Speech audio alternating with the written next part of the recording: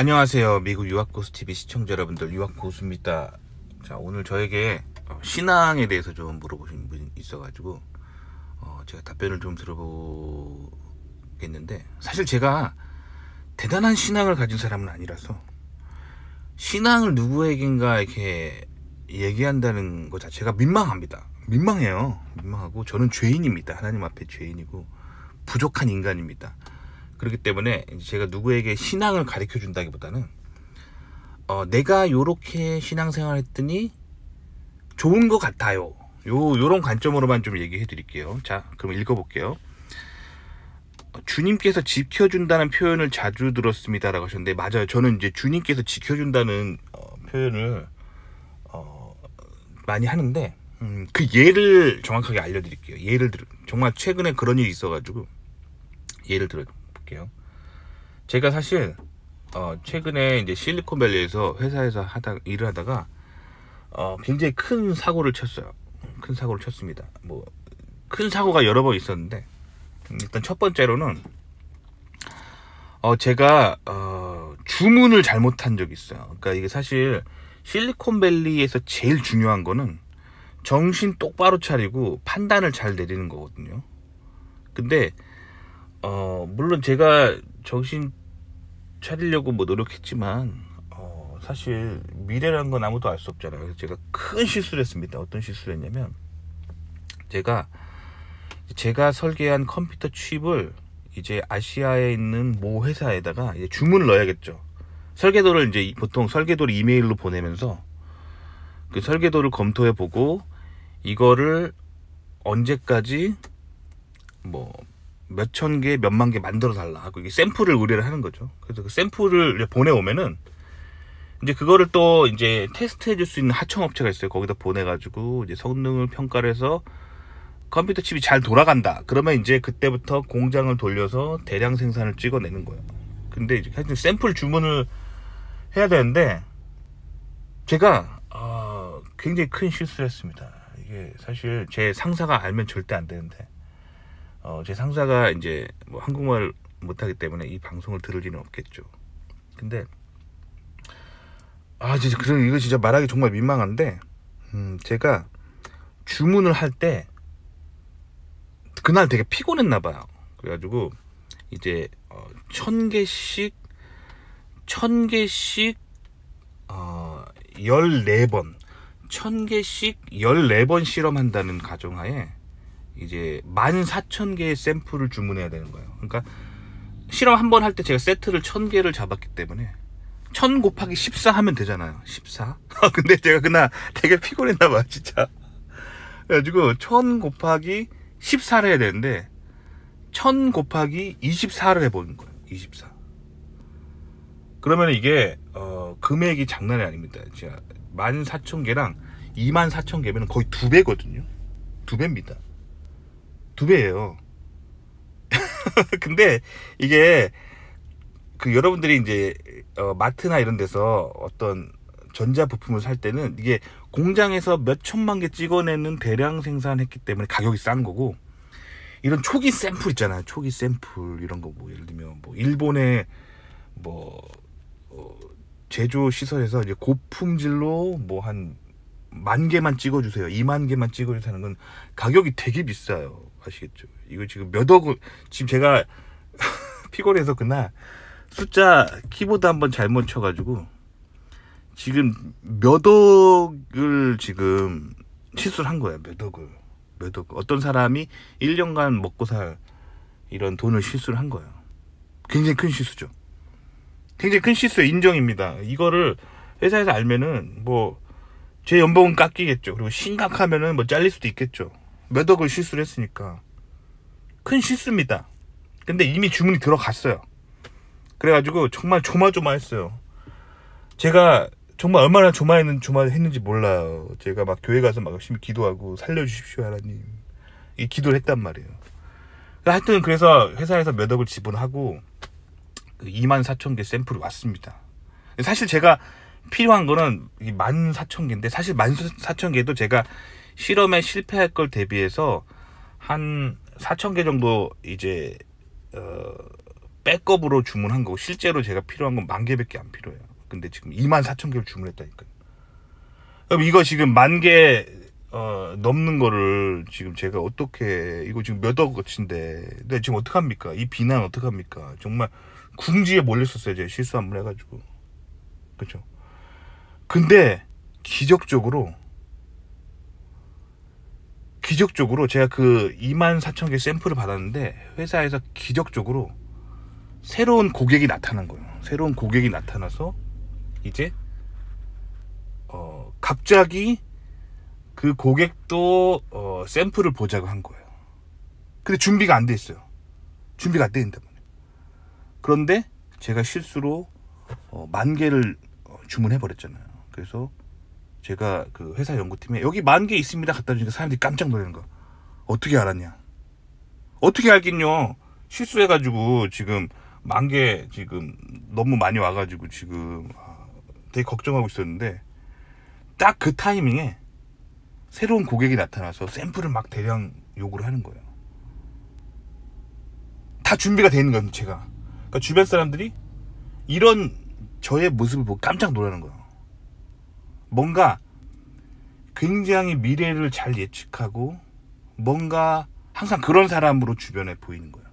난 사실 실수였는데.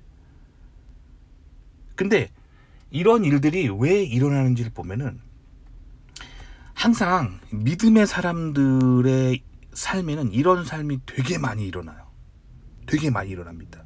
그러니까 사실 제 박사 간 것도 마찬가지고 제가 실리콘밸리 들어온 것도 그거예요. 실리콘밸리 면접이 진짜 어렵다고 악명이 높거든요. 그래서 실리콘밸리에 이제 면접을 한 번이라도 봐봤던 이제 박사들은 아무리 명문대 박사라도 하도 실리콘밸리 면접 진짜 어렵다 그러거든요. 근데 저는 실리콘밸리 면접을 너무 쉽게 통과했어요. 어느 날 이제 제가 실리콘밸리 아닌 지역에 살고 있었거든요. 미국의 동부에 살고 있었어요, 원래 저는. 근데 어느 날 실리콘밸리의 한 기업의 인사학과로부터 전화가 그냥 한 통 왔어요. 그래가지고 제가 전화를 받았어요. 받았는데 내 번호를 어떻게 알았냐 했더니 제가 기억도 못하고 있었는데 예전에 그 회사에 지원한 적이 있었는데 그 몇 년 지나가지고 서류 통과 못해가지고 저는 안 됐다고 생각하고 그냥 동부에서 열심히 살고 있었거든요. 근데 어느 날 갑자기 여기서 연락이 오는 거예요. 그래서 전화를 받았어요. 그런데 뭐 연구하냐 쭉 해가지고 그냥 준비도 하나도 안 된 상태에서 그냥 내가 뭘 하고 있고 그냥 있는 그대로 내가 하고 있는 걸 있는 그대로 얘기했어요. 그랬더니 바로 다음날 서류가 이 정도면은 그 이력서상으로 필요한 자격을 갖춰 있다라고 얘기하더니 바로 그 실리콘밸리 회사에 임원하고 바로 면접이 시작되는 거예요. 그래가지고 비행기표를 보내오는 거예요. 바로 다음날. 그래서 비행기를 타고 다음날 갈 수는 없었고 그 다음 주에 비행기를 타고 실리콘밸리 왔어요. 왔더니 그 회사 회의실을 하나 예약을 잡아놓고 거기 들어가 앉아 있었어요. 그랬더니 그 회사 임원하고 뭐 연구팀 리더랑 뭐 그런 사람들이 막 들어와가지고 이것저것 질문을 하더라고요. 근데 준비가 하나도 안 돼 있었고 면접을 준비한 적도 없고 그냥 제가 동부에 있던 그 회사에서 그냥 하고 있는 업무는 내가 맨날 하고 있으니까 뭘 하는지 알잖아요. 근데 그 사람들이 물어보면은 그냥 뭘 하고 있는지만 대답했어요. 아, 그거는 제가 뭐뭐뭐 설계를 위해서 뭐뭐뭐 소재를 쓰고 있고 뭐뭐뭐 해가지고 뭐 이러이러한 인공지능용 컴퓨터 칩 설계를 하고 있다라고 이렇게 그냥 있는 그대로 얘기했거든요. 그리고 돌아왔더니 합격이라는 거야. 합격이고 연봉도 제가 생각할 수 없는 어마어마한 연봉을 받았어요. 그래서 제가 동부에 살 때보다 실리콘밸리 올 때 거의 2배의 연봉을 받았어요. 근데 물론 실리콘밸리 연봉이 비싸기 때문에 이런 거 생활비가 비싸기 때문에 뭐 실질적으로 제가 느끼는 거는 이제 2배의 인상은 아니었지만 그래도 원래 받던 세전 연봉 찍히는 거에 2배가 넘는 돈을 받게 되면서 실리콘밸리에 그렇게 화려하고 멋지게 들어오게 됐어요. 그러니까 이런 식으로 기독교인들의 삶에는 기적적으로 벌어지는 일들이 많아요. 그리고 제가 영상에서 항상 말하지만 제 박사과정 뭐 미국 유학 간 것도 마찬가지입니다. 저는 한국에서 초명문대 졸업하지 않았고요. 그냥 인서울에 있는 고만고만한 학교 졸업했고요.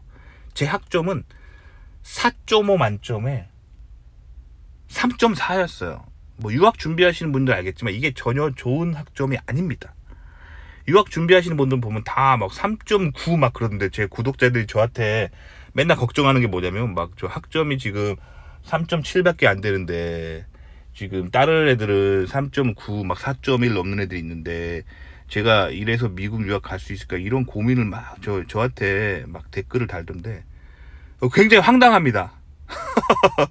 4.5 만점에 3.4 가지고 지금 미국에서 10위권 하는 대학의 박사과정 졸업했고 실리콘밸리 와 있는 저입니다.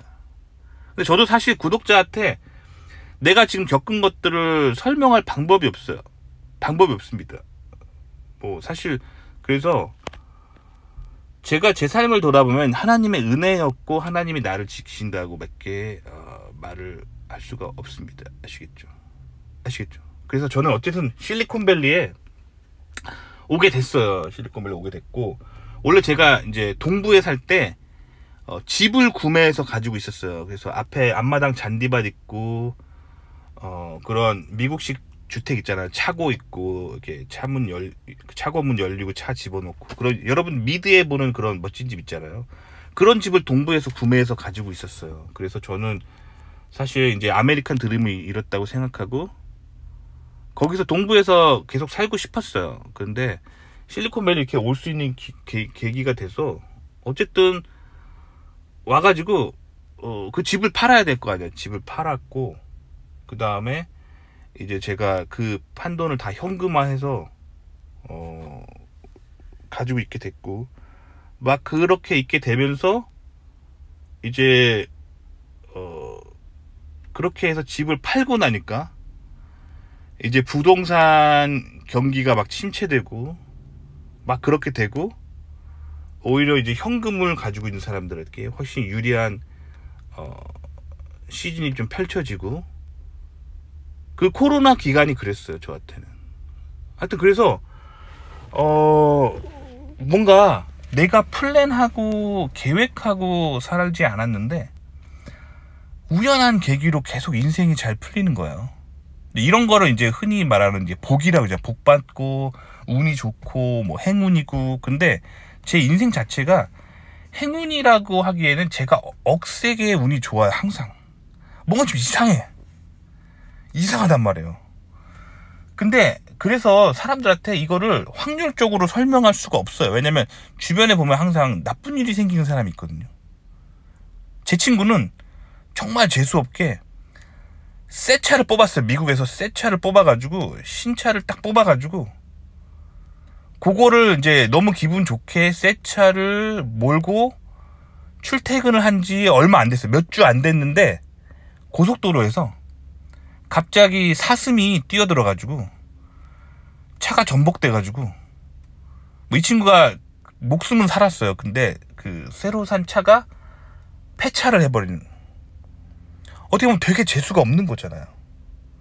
어떤 사람한테는 그런 일이 확률적으로, 봐봐요, 확률적으로 새 차를 샀는데 사가지고 그 첫 달에 그 차가 폐차될 확률이 얼마나 되나요? 저는 살면서 그런 일 한 번도 안 받아봤거든요. 이런 거예요. 아시겠죠?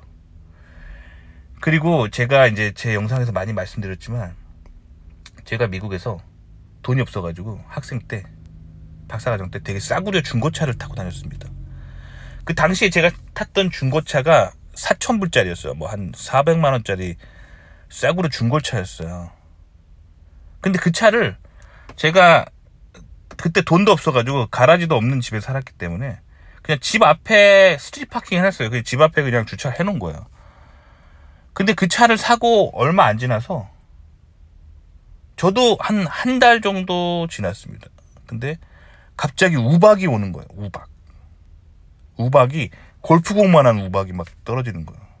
근데 그 당시 제가 살았던 미국 동네에 기상 기록을 보면은 지난 한 뭐 20, 30년간 그런 우박이 내린 적이 없어요.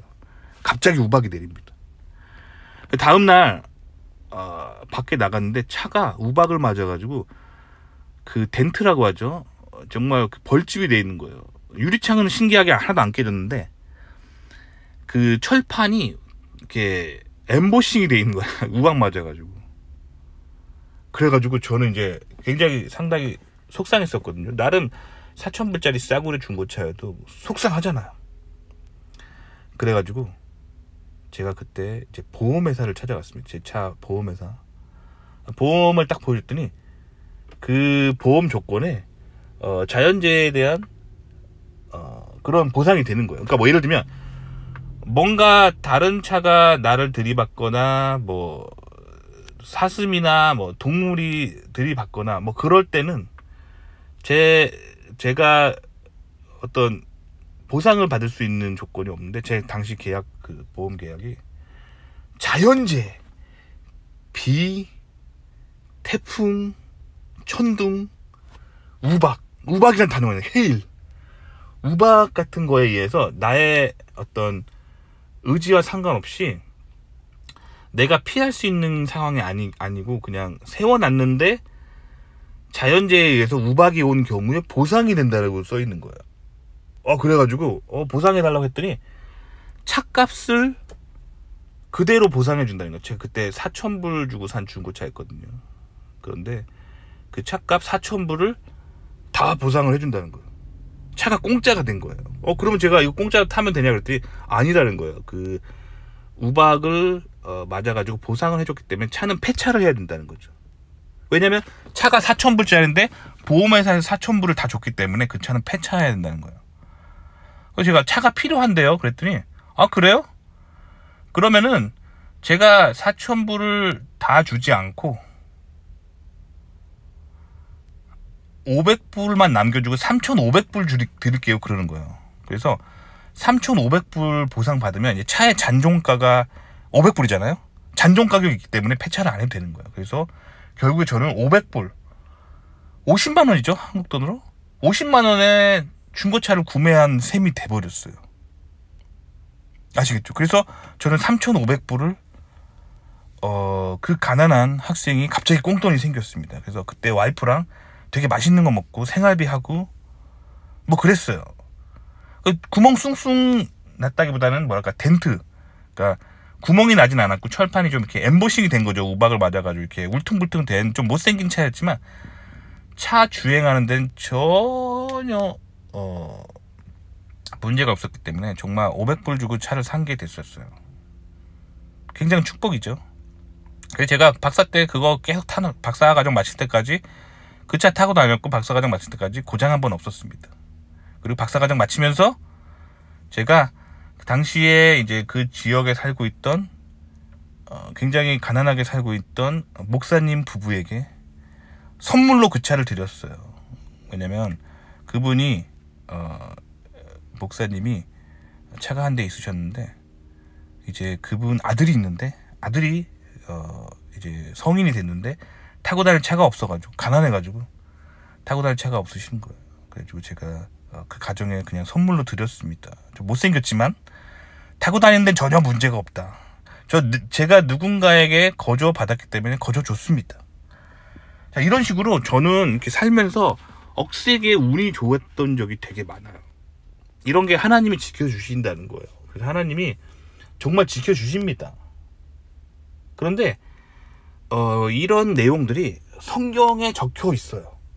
그러니까 성경을 읽으실 때 하나님이 인간을 지켜주시고 하나님이 주인 돼 주신다는 개념을 실제로 믿고 실천하고 입으로 고백해야 돼요. 그래서 저는 이제 기도할 때 그런 기도를 많이 합니다. 하나님, 성경에서 이제 하나님이 이제 성경에 나온 사람들에게 보여주신 일들이 2024년에 제 삶에서도 일어날 것을 믿습니다. 그리고 저를 보호해 주시고 저와 함께 해 주시고 제 길을 인도해 달라고 그렇게 고백을 하고 기도를 해요. 이 말로 얘기하는 게 중요해요. 말로 얘기하면은 하나님이 들으시고 성경의 개념에 동의를 했구나, 성경을 믿는구나 라고 하나님이 인정하시면 그 사람에게 성경에서 보았던 스토리가 그 삶에 펼쳐집니다.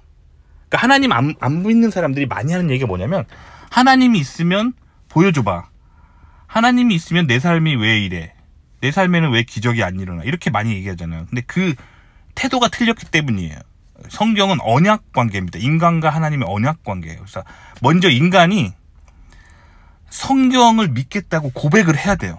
하나님을 정말 믿고 성경을 믿는다고 고백을 해야 돼요. 그러면 하나님이 성경에 나타난 인물들과 동일한 축복과 그런 인도하심을 보여주는 거고, 하나님 안 믿는 사람은 본인 입으로 하나님 안 믿는다고 했잖아요. 그렇기 때문에 그 사람에게는 하나님이 아무것도 안 보여주십니다. 아무 일도 일어나지 않고 세상은 그들의 눈에는 그냥 확률과 통계로서만 어떤 사건이 일어나는 거예요. 하나님이 안 보여주시는 거예요. 그러니까 먼저 자기 입으로 하나님, 저는 성경을 믿습니다. 그리고 성경에서 일어난 일들이 저에게도 일어날 것을 믿습니다라고 고백하고 하나님을 정말 믿는다고 고백하는 거죠. 그렇게 얘기하면 이제 예수님께서 내가 길이요 진리요 생명이니 나를 통하지 않고서는 아버지께로 갈 자가 없다라고 했잖아요. 그러니까 결국에 구원에 이르는 길은 오직 예수 그리스도를 믿는 것, 그거죠. 결국 이제 구원을 받아야 되는 거죠. 구원받은 백성이 되면은 하나님이 하나님의 자녀가 되는 특권을 주시는 거예요. 그러니까 저는 자녀가 있거든요. 제 자녀가 얼마나 소중합니까? 제 자녀를 위해서 먹을 것을 항상 제가, 입을 거 항상 제공해주고 보호해주잖아요. 왜냐면 내 자녀니까. 마찬가지예요. 예수 그리스도를 구주로 인정하는 사람은 하나님의 자녀가 됩니다. 그래서 하나님이 늘 공급해 주시고 보호해 주시는 거예요. 그러니까 이게 교회 다니는 거라고는 상관없어요. 교회를 다니는 거는 그냥 하나의 행동이고, 중요한 거는 성경을 정말 믿고 예수 그리스도를 구원자로 받아들이고 하나님의 자녀가 되겠다고 본인 입으로 선포하는 게 중요한 거예요. 뭐 교회를 10년 20년 다닌다고 해서 구원받은 백성이 아닐 수 있어요. 구원이라는 거는, 하나님의 자녀가 된다는 거는 성경 말씀에 내가 동의를 하고 성경 말씀에 적힌 말씀대로 예수 그리스도를 나의 구주로 인정하고 성경을 믿고 따라가는 삶을 살겠다고 고백하는 거죠. 아시겠죠? 그래서 진짜로 해야 되는 거예요. 근데 저도 교회를 다니는데, 교회에는 불순한 의도로 교회를 다니는 사람들이 많아요. 대표적으로 제가 예전에 다녔던 교회에 그런 사람도 있어요. 교회 앞에 떡집을 하시는 분인데, 그 교회를 다니면 교회 행사할 때 떡을 팔 수가 있잖아요. 교인이라고 하면은 목사님이 교회 운동회를 하거나 교회 파티를 할 때 그 떡집에서 떡을 주문할 거 아니에요. 떡을 팔기 위해서 교회를 오는 사람들이 있다는 거예요. 그래서 본인이 예수 그리스도를 구주로 인정하지 않고 단순하게 떡을 팔기 위해 앉아있는 사람들이 있다는, 실제로 있습니다. 본 적이 있고요. 그리고 제 친구 중에서도 그런 사람들, 제 친구 같은 경우는 미국에 이제 주재원으로 왔는데, 그 친구네 집은 아시아 전통 종교를 믿는 집이에요. 어느 정도로 심하냐면, 걔 아들이 태어날 때 산부인과 의사를 잠깐 홀드시키고 그 무당을 불러가지고 태어나는 시기를 조절하려고 산부인과랑 그런 인간이에요. 그러니까 그 친구가 그런 아시아 전통 종교를 믿는 사람인데 아직도 전혀 예수님을 안 믿어요. 근데 미국에 와서 그 친구가 주재원 생활 3년 하면서 한인 교회를 나가는 거예요. 그래서 제가 그 친구가 어렸을 친구라서 제가 황당해가지고 물어봤어요. 야, 너 지금 교회를 너 안 다니잖아. 나 하나님 안 믿어. 그러는 거야, 지 입으로. 그래서 너 예수님 믿어? 아니, 나 안 믿어. 성경 믿어? 아니, 안 믿어. 그럼 너 한인 교회를 왜 가? 그랬더니 미국에서 이민자로 살면서 너무 심심하고 외로워서 한인 교회 가면 그래도 예배 끝나고 같이 김치찌개 먹고 삼겹살 구워 먹고 같이 운동회도 하고 재미있기 때문에, 사람 사는 맛이 있기 때문에 미국에서는 내가 교회를 나가고 있다라고 그러는 거예요. 그렇게 신앙생활 하면 안 돼요. 아무 의미가 없는 거예요. 그거는 이제 교회에서 본인이 필요한 게 있기 때문에 가는 건데, 그게 아니라 신앙생활이라는 건 오직 성경에 적힌 하나님의 약속을 믿는 거죠. 아시겠죠? 그게 되게 중요한 거예요. 그래서 평소에 신앙적 습관과 자세가 기반이 된, 맞아, 이게 그러니까 단순하게 종교의 어떤 틀 있잖아요. 뭐 예를 들면 나는 기독교 집안에서 자랐기 때문에 뭐 일요일날 교회에 가야 되고, 뭐 아니면 뭐 우리 집안은 뭐 성당을 대대로 믿기 때문에 뭐 가톨릭 미사에 주기적으로 참석해야 되고, 뭐 고해성사도 주기적으로 해야 되고, 그런 게 아니라는 거예요. 그런 게 아니에요. 그런 식으로 살지 않는 태도가 필요해요. 성경에 적힌 그대로. 이거를 아주 표준적으로 했던 사람들이 영국 사람들과 미국 사람들이에요. 그래서 영국이 대영 제국을 만들었고 미국이 세계 최강대국이 된 겁니다. 그래서 일단 영국 얘기 해볼게요. 유럽에서 그렇게 기독교가 전파되면서 기독교가 초기에 예수의 제자들이 굉장히 순수한 형태의 예수 그리스도의 가르침을 전했는데 이게 타락하게 돼요.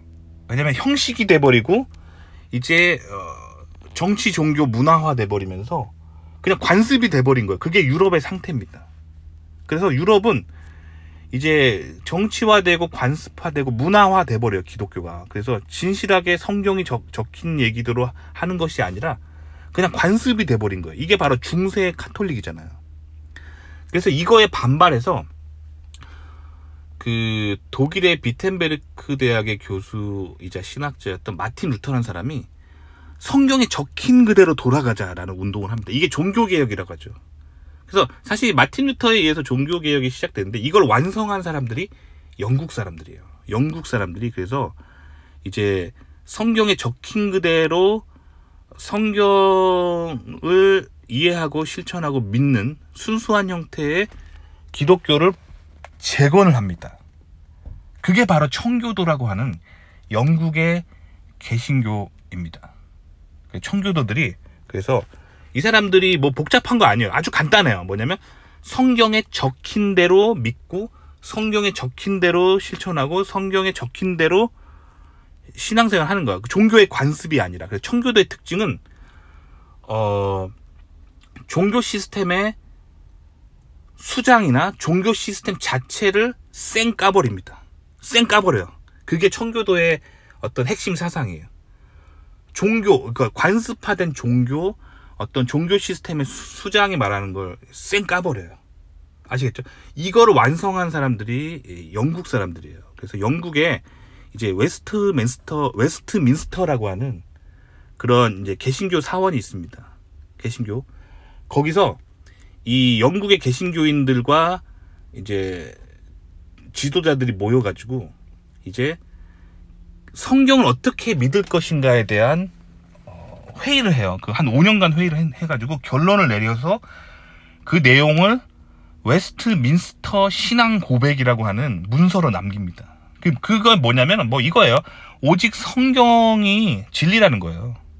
그리고 이제 웨스트민스터 신앙 고백에 나와 있는 내용 중에 주목해서 봐야 되는 건 뭐냐면 교황에 대해서 뭐라고 말하냐면 웨스트민스터 신앙 고백에, 자, 제가 한 말이 아닙니다. 웨스트민스터 신앙 고백에 적힌 얘기예요. 영국 사람들이 한 얘기예요. 거기 뭐라고 적혀 있냐면 영국 개신교인들이 교황은 교회의 주인이 아니다. 교회의 주인은 오직 예수 그리스도 한 분뿐이다 라고 웨스트민스터 신앙 고백에 적혀 있습니다. 그리고 교황을 뭐라 그러냐면 교황은 다만 적 그리스도라고 말합니다. 적 그리스도라는 건 뭐냐면 그리스도를 반대하는 사람, 즉 예수님의 적이라는 거예요. 예수님을 반대하는 사람. 그러니까 신앙을 가로막는 존재라는 거예요. 그리고 불법의 사람이도 멸망의 아들이라고 말합니다. 교황님을 그렇게 말해요. 제가 한 얘기 아닙니다. 그렇게 하면서 교황을 철저하게 배제합니다. 그리고 오직 성경에 적힌 내용을 이해하고 믿고 실천하는 그런 아주 순수한 형태의 예수의 제자들이 했던 방식의 기독교가 다시 재건돼요. 그게 청교도입니다. 그리고 그 청교도들은 그 영국마저도 영국의 귀족들이나 이런 사람들이 자꾸 이제 자신의 정치 권력을 위해 이용해가지고 자꾸 이제 자기들을 핍박하니까 그 성경을 자유롭게 믿고자 종교의 자유를 찾아서 이 개신교인들이, 이 청교도인들이 미국으로 건너갑니다. 그래서 미국이 건국되는 거예요. 그러면서 대영 제국이 몰락하기 시작해. 그 얘기는 대영 제국을 이끌었던 핵심 세력들은 청교도였다는 거예요. 근데 그 사람들이 다 미국으로 건너가니까 미국이 급부상하고 영국은 그 대영 제국의 화려한 제국이 이제 내리막길을 걷는 거예요. 그러니까 결국에 이 큰 성공과 큰 축복과 이 세계 최강대국을 만들었던 그 힘은 성경 그 자체인 거예요. 그러니까 이게 성경이 습관이 되면 안 되고 이게 성경 자체를 정말 진실로 믿고 성경에 적힌 내용을 진실로 이해하고 그런 태도가 굉장히 중요한 거예요. 청교도적인 사고방식. 아시겠죠? 그래서 제가 여러분들한테 영문 킹제임스 성경책을 항상 추천드리는 거예요. 영문 킹제임스 성경책을 왜 탄생됐는지 얘기해 볼게요. 그래서 유럽의 정치 지도자들이 특히 카톨릭이 자신들의 어떤 정치 권력을 유지하기 위해서 성경에 없는 내용을 자꾸 추가하고 막 수성경을 수정하는 일이 벌어집니다. 그렇게 되면 안 되잖아. 이게 바로 좌파 진보 기독교라고 하는 사상이에요. 그래서 카톨릭이 그래서 좌파예요. 카톨릭이 그래서 진보입니다. 아시겠죠? 자, 그럼 보수적인 기독교라는 건 뭐냐면, 즉 성경에 적힌 그대로를 보존하려고 하는 사상이거든요. 그래서 이 영국의 제임스 국왕이 1611년입니다. 자, 1611년에 영국의 이 개신교인들이 이 지지 기반이었기 때문에 이 제임스 국왕은 이 개신교의 어떤 정점을 찍는 그런 행보를 하는데, 그게 뭐냐면 킹제임스 영문 성경의 편찬이에요. 그래서 당시 옥스퍼드대와 캠브리지대의 최고의 신학자들과 최고의 언어학자들을 다 모집해요. 그래가지고 뭘 하냐면 왕명으로, 자, 구약 성경은 이제 히브리어로 적혀 있거든요. 그 유태인들이 계속 보존해왔던 그런 두루마리죠. 그 히브리어를 영어로 번역할 것을 왕명으로 지시하고, 그 다음에 이제 신약 성경은 예수의 제자들을 중심으로 이제 적히는데, 그 신약 성경이 만들어진 당시가 이제 로마의 식민 지배하에 있는 이스라엘이었기 때문에 이제 로마의 언어인 헬라어로 적혀 있는 거예요. 헬라어로. 아시겠죠? 그래서 이 신약 성경인 헬라어를 영어로 번역하는 것을 왕명으로 지시하는데, 이제 제임스 국왕의 지시는 그거였어요. 적힌 문자 그대로의 사전적인 뜻에 가장 가까운 영어 단어를 선택할 것, 즉 번역에 충실하라고 왕명을 내리고, 예수의 제자들이 썼던 그 교회 용어를 최대한 살리라. 그러니까 정말 그 킹제임스 영문 성경이 만들어진 목표는 뭐냐면 청교도 그 자체예요. 성경을 정확하게 이해하고 성경이 뭐라고 했는지를 알고 싶은 그 열망으로 탄생된 성경책이 영문 킹제임스 성경책입니다. 아시겠죠? 그래서 영문 킹제임스 성경책을 읽어야 돼요. 한글 성경책은 조금 일단 번역 자체가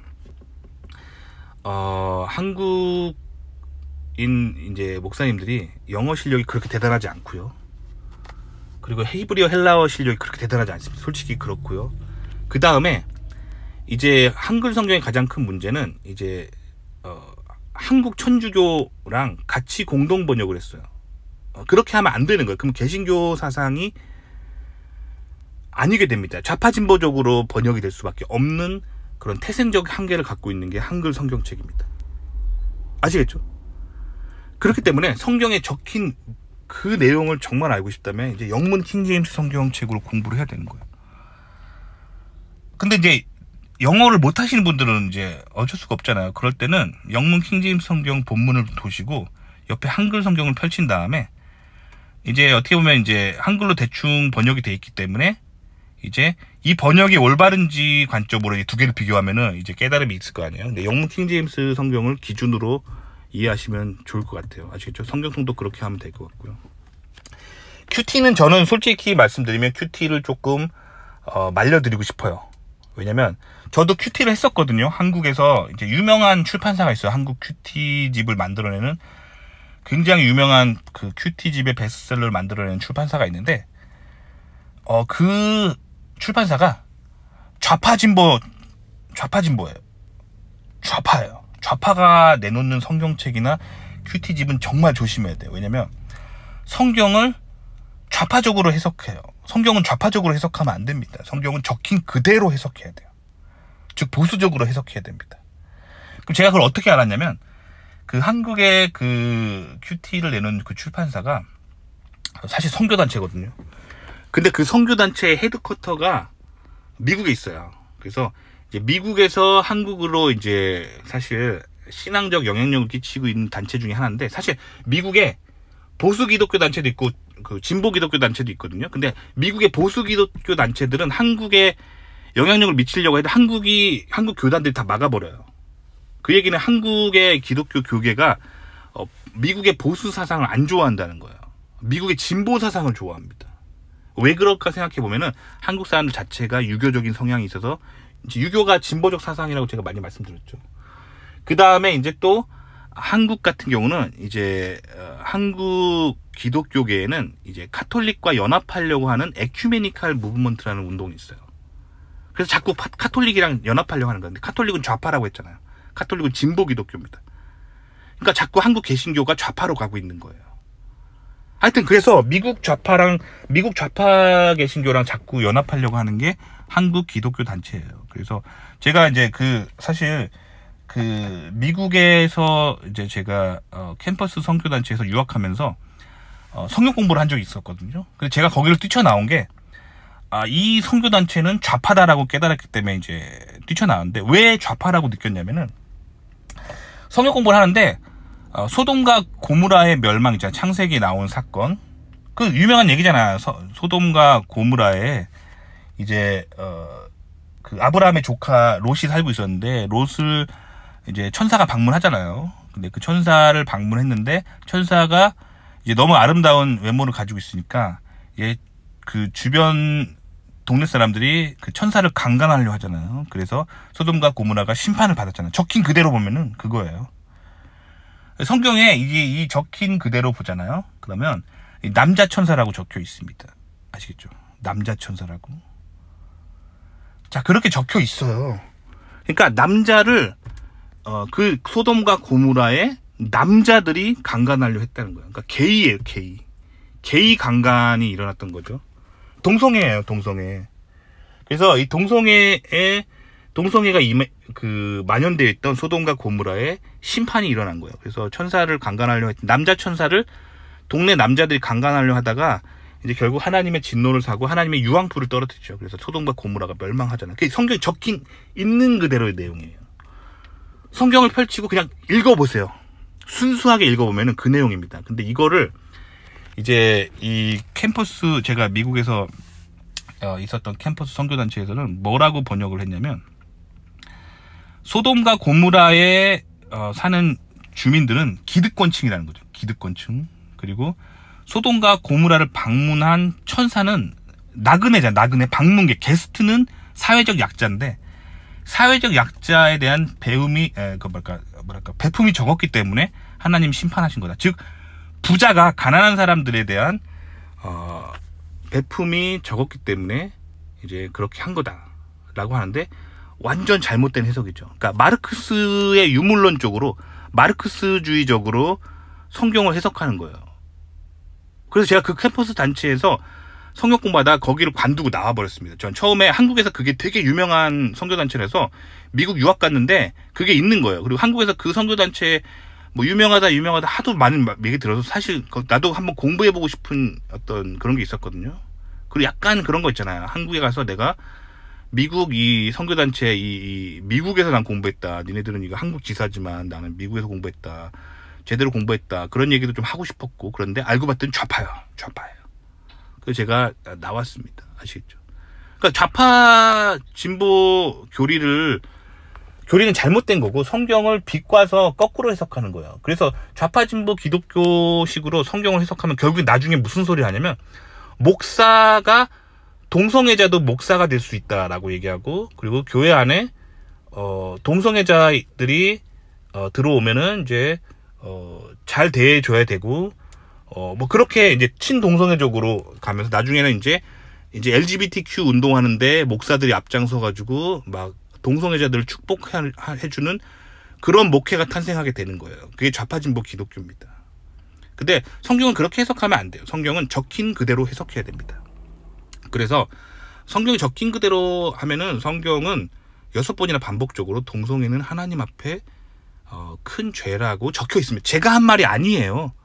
성경에 문자 그대로 적혀 있습니다. 아시겠죠? 그러니까 문자 그대로 성경을 이해하는 습관을 가져야 되고, 큐티는요, 솔직히 말하면 이제 큐티집 출판사가 어딘지 잘 보셔야 되는데, 한국에 이제 베스트셀러로 팔리는 출판사가 그게 이제 좌파진보 기독교예요. 그래서 이제 아주 교묘하게 마르크스주의적으로 이제 성경의 깨달음을 유도해요. 그러니까 막 성경 구절을 딱 놔놓고 밑에 이제 묵상 질문에 막 이런 걸 많이 넣어요. 보면 이제 부유한 자가 주변에 가난하고 소외받은 자들을 돌보지 않으면 어떻게 되는지, 하나님이 얼마나 슬퍼하시는지 생각해 봅시다.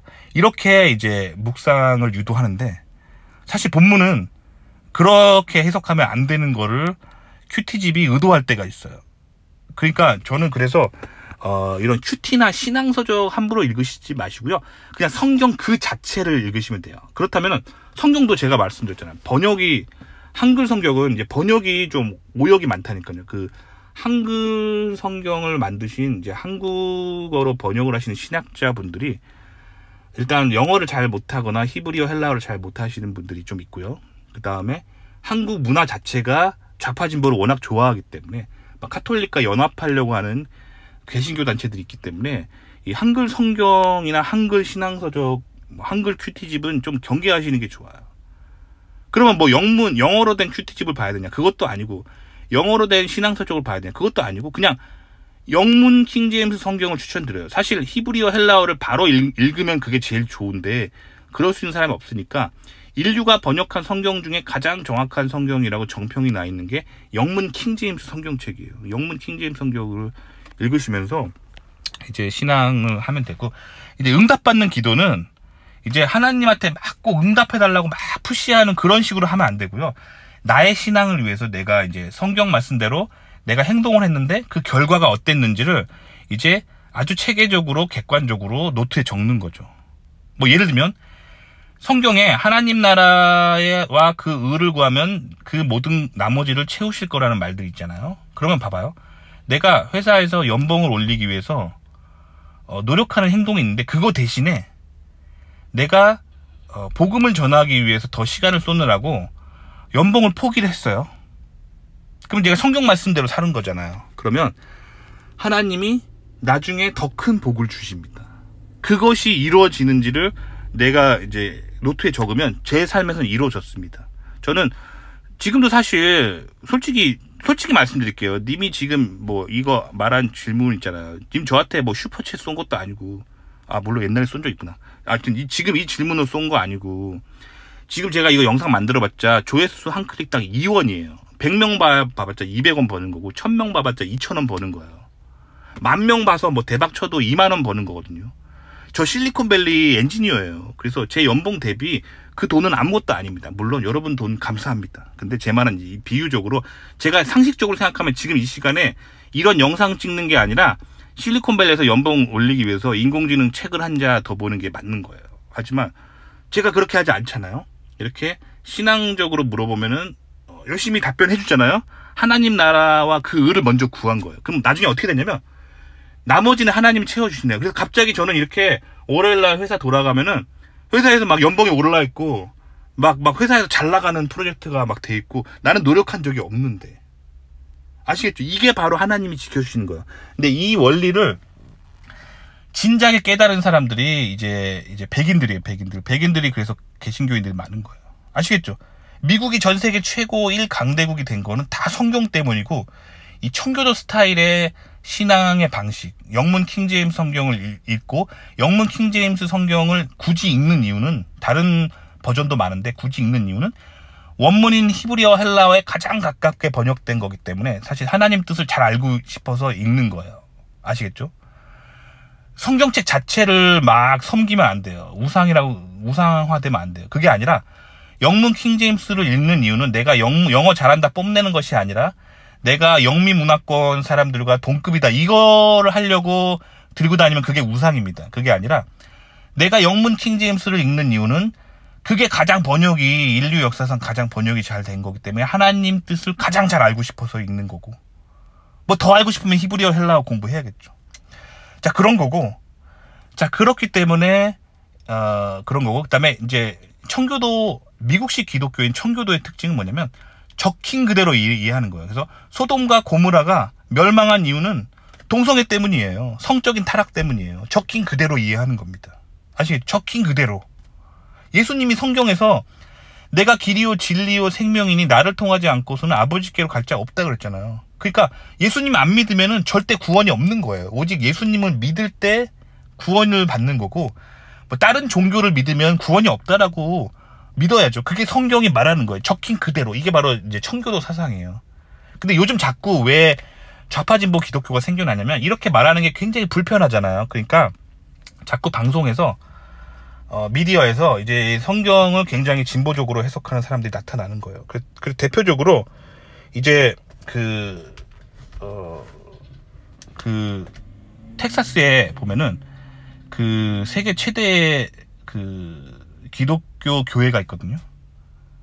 근데 그 교회 목사님이 굉장히 유명한 사람인데, 그 목사님이 신앙이 되게 좋긴 한데 나중에 이제 신도가 하도 많아지니까 폴리티컬 코렉트니스에 빠진 거예요. 그래서 이분이 미국의 대형 뉴스에 이제 초대받아가지고 뉴스에서 이제 인터뷰를 하는데, 그 인터뷰한 기자가 일부러 그런 거예요. 이제 다른 종교에도 구원이 있다고 생각합니까? 물어보는 거예요. 그러면 목사라면 뭐라고 말해야 되냐면 오직 예수 그리스도 외에는 구원이 없습니다 말해야 정답인데, 이분이 이제 폴리티컬 코렉트니스에 빠지셔가지고 이제 전 세계 사람들이 보고 있으니까 너무 그게 두려운 거예요. 그래서 뭐라고 얘기했냐면 뭐 다른 분파들에도 구원이 있을 수 있습니다 이렇게 말한 거죠. 이렇게 되면 안 된다는 거예요. 이게 좌파 기독교예요. 이게 폴리티컬 코렉트니스고, 즉 정치적 올바름이고, 이게 바로 진보적으로 신앙생활 하는 거예요. 이거 아닙니다. 아시겠죠? 그러니까 보수적으로 신앙생활 하셔야 되면 아시겠죠? 도움이 되셨길 바랍니다.